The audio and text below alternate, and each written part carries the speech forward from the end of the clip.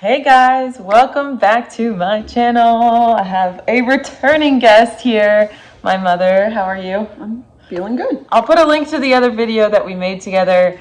It was really popular. A lot of people watched and liked it, all about your trip to Brazil to come visit me when Max was born, which was a very special trip. But that is not the subject of today's video. Today, I'm continuing with my list that you guys gave me of questions. She doesn't know what any of them are. Correct. And they are slightly different than the questions that I gave to my dad. Okay. Which was the part 1, which I'll also link to that video. So yeah, let's just jump right in. Okay. Why did you give me the name Dorothea? My father's mother passed away about 2 weeks before you were born. And I would have gone to the funeral and kind of appropriately mourned her loss. I loved her very much. Your grandmother. My grandmother. My great-grandmother. Right. That wasn't going to happen with, 9 months pregnant. 9 months pregnant. So my way of coping was, well, let's give her your name. Yeah, her name was Dorothea Virginia Anderson. She's Danish. And then, of course, that created the whole issue of nicknames, because Dorothea is kind of long, and and I actually decided not to give you a middle name because Dorothea is 4 syllables, Vasicek is 3, so that's enough name. Yeah, so I only have 2 names, just Dorothea, Vasicek. And what does it mean? Gift of God. Yeah, it's a nice meaning. I like it. I like my name. I love your name too. I haven't always liked it. I used to be made fun of in school, but if I had realized that, I probably would have given you a middle name. But, no, it's fine. Now I like it. Now now we're good. What do you guys think of having a Brazilian grandson?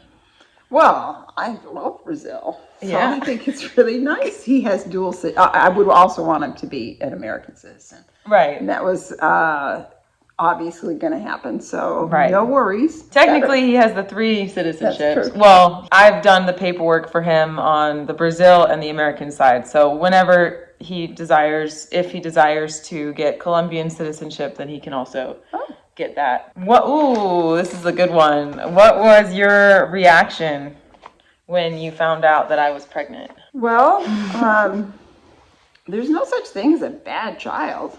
Your circumstances, well, I was curious, how would this be? It's really out of my hands. I really don't have a say. Well, I would say, if I could speak for you a little bit here, before Max was born, before I was even pregnant, for many years, between when I left home and when I became pregnant, there was, 10 years. Yeah, around 10 years. And for a lot of that, we had a very strained relationship. More recently, we didn't even really speak very frequently. Right. It was a very strained relationship. But we didn't fight. We didn't fight, but I think There's a difference. Physically, there was a lot of distance between us because it was my choice. But emotionally as well, which I could also say was my choice, but I distanced myself from you guys a lot, and there was a complicated relationship there for a few years. But after I said I was pregnant is when I noticed a distinct change. You guys, especially you, Mom, wanting to be a part of my life and making an effort to ask me more questions and talk to me more and call me, and I would respond more. And I think that was a kind of something like a catalyst that healed our relationship. Very much. I agree. And I think that you were in territory I was familiar with. Motherhood. Motherhood. Right. And didn't know what to say about, well, which country should I go to next? Come on, what's wrong with home? Now that I'm a mother, I can relate to you more. And I think that, especially in concerns to our religious differences, which in the past created some conflict, you were able to put those aside and say, being connected to my grandson and his mother are more important than any differences. Well, it's the most important, it's the most immediate thing. Sure, it gave us more to talk about, more things to do together. He's only been a blessing, I think, Max. Very much. And you're very, very fortunate in his good health. Yes. It's just, if he were unhealthy, no fault of his own or yours, it just happens. Sometimes children aren't healthy. That's a whole nother scenario. I am very blessed. Oh my gosh, very. Oh, are you guys afraid of Like, do you have a fear of me going to live outside of the U.S. again someday? You personally? No. You're an adult. I'm an adult. You get to decide. But it depends on how you did it with Max. Yeah, everything's a little bit different now. It is. Do you understand anything that's written here? Oh, I recognize different words. It's all in Portuguese. Of your... Okay. Okay, we can do that question. What do they think of your travels? I asked that same question to Pop. As a single person? Yeah. Why not travel? I mean, you have to pay your own way. I mean, I wasn't paying your way, you were paying your way. That's not my role. That's not my job. It's not my prerogative to even have an opinion publicly. I can have a private opinion, but that doesn't mean I say it on the camera. Right. Sorry, guys. No. But publicly, adulthood is created for you. You get to do your life the way you want. Now, when you... What are my best qualities, Mom? What would you say? These are their questions, not mine. Okay, your confidence is great. Thank you. Yep. Your determination, putting your mind to something and not forgetting what you want and going for it. I remember when you came to visit me in Massachusetts once, after you had started traveling, and you said, I have to learn Spanish. Spanish is a fantastic I think you tool. bought me Spanish for Dummies or something. I doubt it. The book. I am a linguist of sorts. I mean, I went to college to learn about literature, and my major required me to study 2 literary traditions in their original language. So most smart people, not me, chose the American and British literary traditions because that's all in English. But no, me, I had really been influenced in high school by reading War and Peace, by reading Brothers Karamazov and Anna Karenina, and so Russian. I was all into Russian. So I started taking Russian as a college student. So by the time I graduated, I had a lot of hours of language in the language house there. I lived in the Russian house, lived with people who were always trying to speak Russian, and I also had French in high school, and those were my 2 literary traditions. The French, actually, they influenced the Russian tradition quite a bit, and the other way, but I ran out of steam long before I finished. I had to move on with my life. I couldn't be a forever student, so I gave that up. I just graduated in Russian and Russian minor in literature, and move on with my life. You know, that you want to learn a language is fantastic. Yeah. People should learn English. People should learn Spanish. I'm learning Portuguese. Yeah. Why not? It's like music. Language is a form of word music. It opens so many doors. I love that about languages. Like, when I think about it, I'm like, wow, when I learned Spanish, now I can literally communicate with how many hundreds of thousands more people and hear their story and see where they came from and like relate to people. And Portuguese now, how many hundreds more thousands can I communicate with? It's a better language than Spanish. In my opinion. I like how it sounds. She likes Portuguese, yeah. Going kind of on the same theme here, what did you guys think when I started to speak Portuguese? Oh, why not? I mean, you had always wanted to go to Brazil. Yeah. You went at the tail end of the whole Olympic visa relaxation. It made sense. I wasn't going to object. Right. I just thought, she'll figure it out. Yeah. I was very confident of you by then. I had concerns about your safety in terms of in Brazil? Yeah, the hearing of crime and things like that. And actually being a target, because Americans are seen as dollar signs. And I felt that way a little bit. I thought I was seen that way. And I'm a city kid. I grew up in a very, very big city in Philadelphia. And I know what that's like. You ignore it. You just move on. Yeah, without incident for you. I've had a few incidents, which I've shared on my channel. I'll link that video up here too. Yeah, and that can happen in your own country. Yeah, it can happen anywhere. Absolutely. What did you think when I moved there? Well, good luck. Pretty much. I mean, again, it was your dream. Yeah. So, and as a mom, you want your kids to experience it. I knew it would be part of your journey. You're part of your life journey. I think you were always careful to tell me that you had a friend here, you had some connections, and you had some goals. And it wasn't frivolous travel. You had purpose. Oh, I was working. Yeah. It wasn't just vacation. No, exactly. I'm all for work. You pay your way in life, and you learn what you're supposed to learn from it. How would you describe my behavior as a child? Independent. You were in a crib. I've told you this 100 times. Oh, yeah. You were in the crib, not crying or anything. I just kind of had put you to there gently and did whatever, song, or it was nighttime. And to put me to bed. Right. You were sitting there, and I just paused, because of course I like to spend time with all my kids. And you looked at me, and you pointed and said, leave. Basically, you didn't say the word, but you made it clear. Like, out. Out. Go. And I went, really? It's time for me to go, huh? You wanted my privacy. You wanted your space and your time. So you're a little bit independent. Yeah. Was I a messy child? I don't remember you being messy. No, I think I was a lot more organized than my sisters.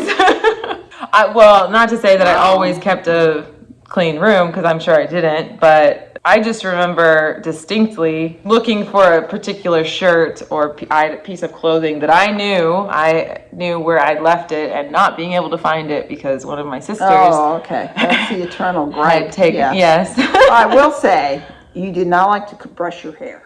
No. And we had it was war. It was bad. I remember tying a brush to the faucet. Oh, yeah. Because we kept losing brushes, and that was the excuse. Yeah. I have a lot of hair, okay? I have thick hair. That was the alternative, was to cut it short. We cut it really short. Sometimes we did. It was, and I didn't understand. I still don't understand. What was that about? Because you love hair now. I do. I'm a hairdresser, and it's ironic, but when I brush my hair, it does not hurt me at all. But to this day, if I go sit in a salon chair and some other hairdresser brushes my hair, even if it's silky smooth, and I hate it. It hurts. It hurts my head. Like, something about me having the control of brushing my hair, it doesn't hurt at all. Once you figured it out, then I didn't have to deal with it. Yeah. That was a relief. What did you think when I said I wanted to be a hairdresser? That's my question. That's not on here. I'm like, are you serious?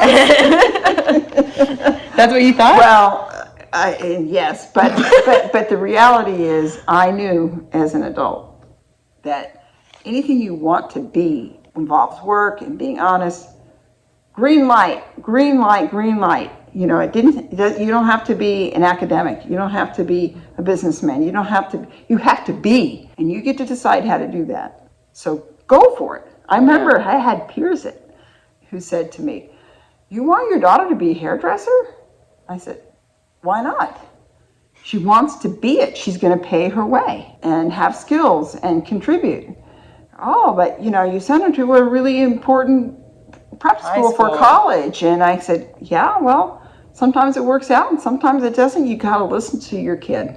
Listen to what is important to them." I've had so many people from high school come back to me and tell me, like, "Oh, I wish I'd kind of broke free of the mold that was expected of us," because I went to a really strict private high school where high academic pressure, and most of the graduating class goes on to these Ivy League schools, really prestigious universities here in the U.S., like Harvard and Yale and whatever. And here I am, graduated and dropped out of college after one semester and decided to be a hairdresser, and I felt like a failure, and I'm like, oh, what is everyone going to think of me? And then I just had to learn to not care. Mostly you have to look in the mirror. Yeah, right. And I think my education in high school has served me exponentially. Even if I didn't end up going to the best university or even graduating university. Okay, that was, we went on a long tangent there. That's fine.